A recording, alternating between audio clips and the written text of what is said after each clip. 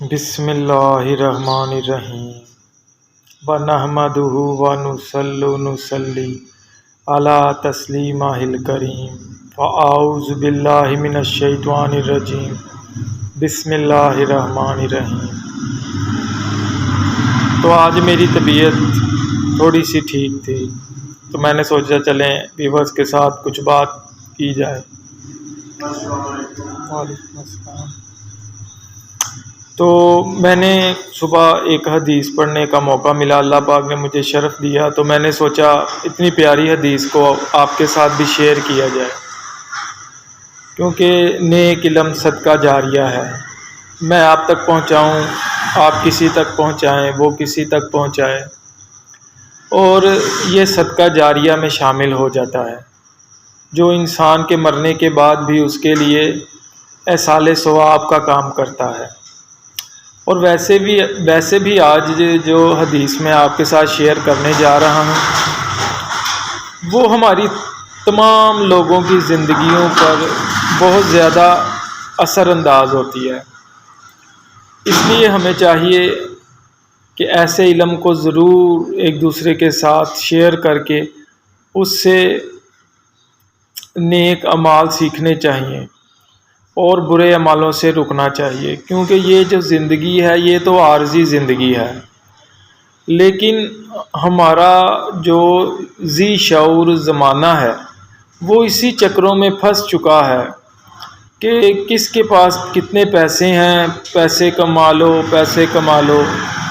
گھر بنا لو، گاڑی بنا لو۔ اس وقت صرف اس کی عزت ہے جس کے پاس پیسہ ہے، کیونکہ ہم جس چیز کے لیے اس دنیا میں بھیجے گئے تھے اس چیز سے ہم بہت زیادہ دور ہو چکے ہیں۔ تو یہ حدیث بالکل ہمارے معاشرے کے عین مطابق نبی پاک کے فرامین ہمیں سننے چاہیے۔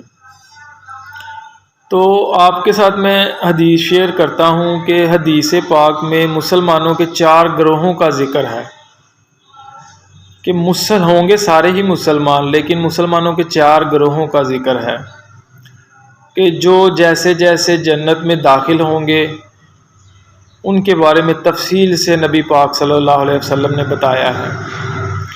تو چلیں پہلے گروہ کے بارے میں آپ سے باتیں شیئر کرتا ہوں۔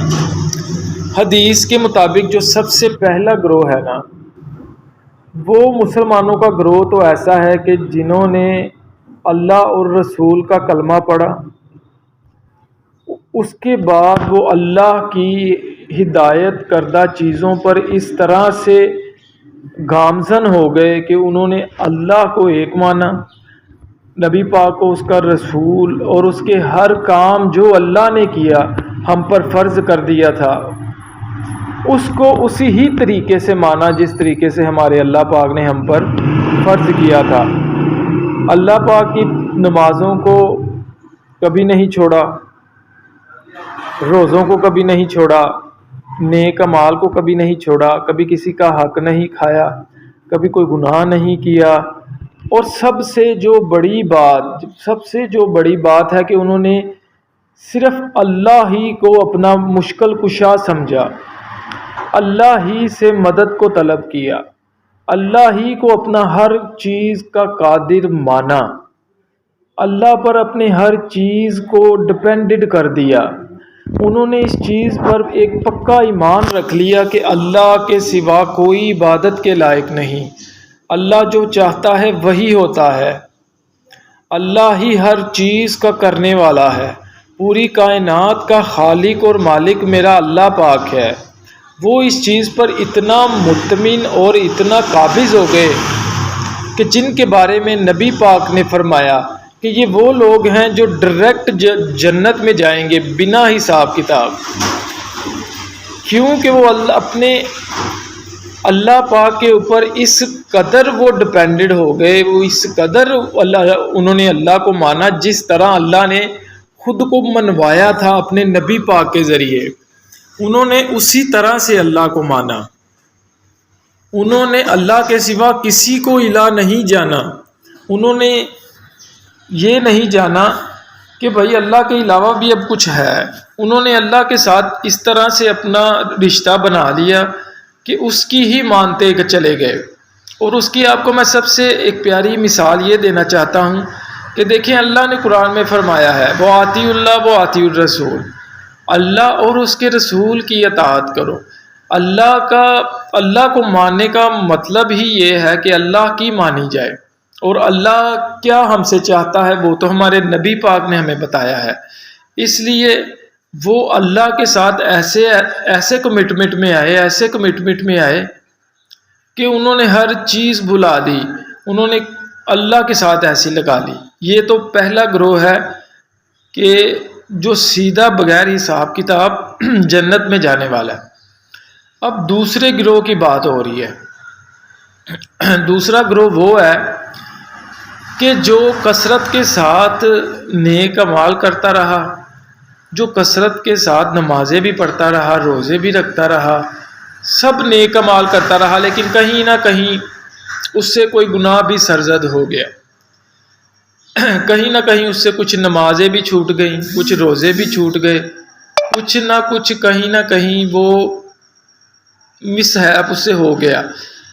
لیکن یہ وہ لوگ تھے کہ جن پر اللہ درگزر فرمائے گا، ان کی چھوٹی چھوٹی غلطیوں کو اللہ پاک معاف فرما دے گا۔ یہ ہمارے نبی پاک کی حدیث کا سارا احوال ہے۔ یہ وہ لوگ ہیں کہ جو 100% نہیں بلکہ 99% ضرور اچھائی کے کاموں میں اور اللہ کے راستے میں لگے رہے۔ یہ دوسرا گروہ ہے۔ اب ہے تیسرا گروہ۔ اب تیسرا گروہ وہ میں نے حدیث میں پڑھا ہے کہ جو تقریباً 50% تو وہ گناہوں میں رہا، لیکن 55% وہ نیک اعمال بھی کرتا رہا۔ کبھی کوئی نماز بھی پڑھ لی، کبھی روزہ بھی رکھ لیا، کبھی چھوڑ بھی دیا، کبھی رکھ بھی لیا، کبھی کوئی اچھا کام کر بھی لیا، کبھی کوئی برا کام بھی کر لیا۔ تو ان لوگوں کے بارے میں اللہ پاک نے فرمایا ہے کہ نبی پاک کی حدیث کے مطابق یہ لوگ تو جنت میں جائیں گے، لیکن اس سے پہلے یہ دوزخ میں جائیں گے اور اپنے اعمال کا وبال بھگت کر پھر جنت میں جائیں گے۔ لیکن اب وہ دوزخ کا پیریڈ کتنا ہے؟ کروڑ سال ہو سکتا ہے، لاکھ سال ہو سکتا ہے، ارب سال ہو سکتا ہے، یا کس گہرائی میں وہ دوزخ کی جائیں گے اس کا کچھ پتہ نہیں۔ ہاں لیکن ان پر دوزخ کو اللہ نے حرام کر دیا ہے، تو وہ کبھی نہ کبھی دوزخ سے نکل کر ضرور جنت میں داخل ہوں گے۔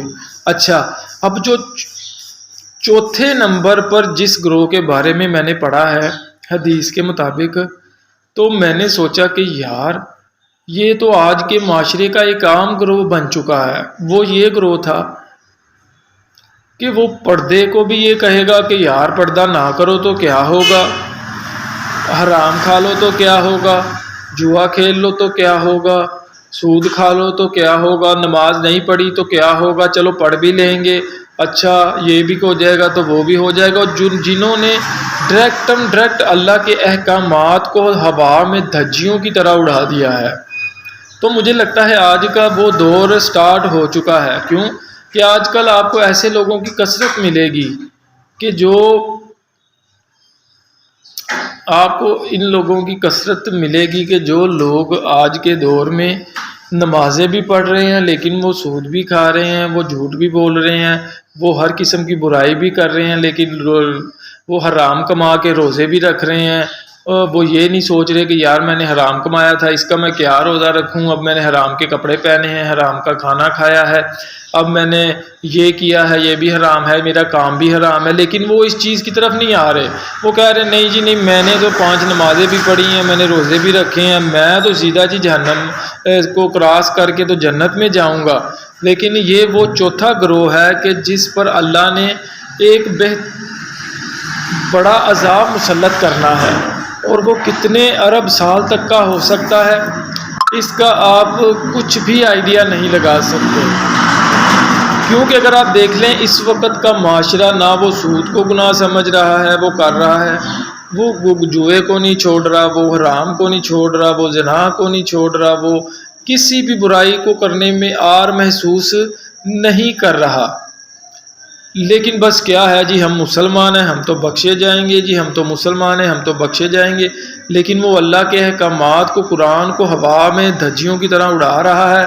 لیکن بس کیا ہے جی، ہم تو مسلمان ہیں جی، ہم تو بخشے جائیں گے، یا وہ اپنی نمازوں کو کیش کروا رہا ہے دنیا میں، یا روزوں کو، یا کسی بھی چیز کو وہ صرف کیش کی صورت میں استعمال کر رہا ہے تاکہ وہ بخشش اس کا ذریعہ بن جائے۔ لیکن اس گروہ کے بارے میں اللہ کے نبی نے فرمایا ہے کہ یہ بہت برا پھنسنے والا ہے۔ تو ہم لوگوں کو ضرور چاہیے کہ یار اپنے دین کو سمجھیں۔